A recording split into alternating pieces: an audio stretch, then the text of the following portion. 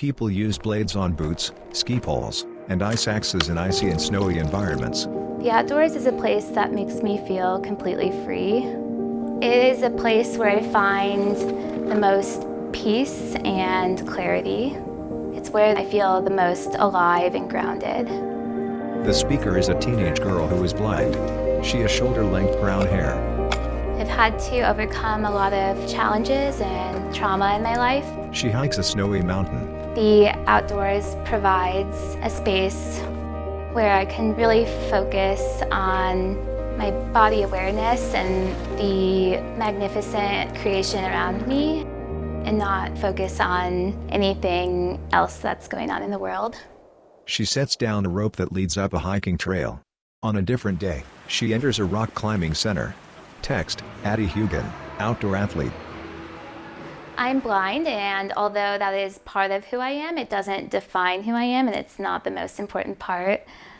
I think the biggest thing that forms my identity is climbing. I just want to be seen as a climber. She puts on a safety harness and flexible shoes and climbs a rock wall. Climbing is such a unique journey of problem solving, and gets me into a flow state where I'm just like one with the rock. She feels for handholds. I think because there's always opportunity to grow and learn. There's always a new challenge. There's just so many mountains and places to explore. In a helmet and safety harness, she climbs a rock face outdoors. Things that people might expect would be challenging might not actually be the most challenging. It might be something that they wouldn't expect. Like, I often find that the approaches are a little bit more challenging than actually climbing, whereas some people would think that climbing is a lot harder than the approach. She uses ski poles to hike up a snowy incline. Right there? Yep. I'm good. Okay. Her boots have spikes that give traction in the snow. I try to train at the gym as much as I can with friends. You have a nice right foot right above your right knee. I'd usually warm up and do about 4 or 5 climbs that are going to challenge me, and then I do a cool down route. She smiles as she climbs. Sometimes I'm able to follow routes by color if there's really good contrast, but a lot of times I just do whatever feels good and use a variety of rainbow holds. If you scan around to the right of your waist, we got some holds there. A lot of small holds I just don't often think that I would be able to get any leverage off of, so I will scan around for something bigger. Scanning can definitely take a lot of time as well as endurance in order to scan all of the surface area of the rock and find the best hold that I would actually be able to get leverage off of. On the rock face, she presses against the rock and swings her arm out in an arc to scan it. I'm so excited. Yeah.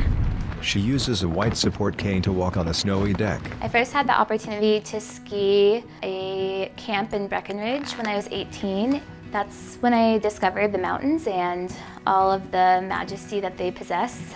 She wears a blind skier vest. Skiing is so exhilarating. It is one of the few opportunities I have to really get that speed, just that freedom of movement. A companion follows her. I ski with a guide either in front or behind me who calls out turns. Right turn. I'm completely focused on the guide and feeling the feedback from my skis. Awesome. Wow. That was a nice parallel. Yeah.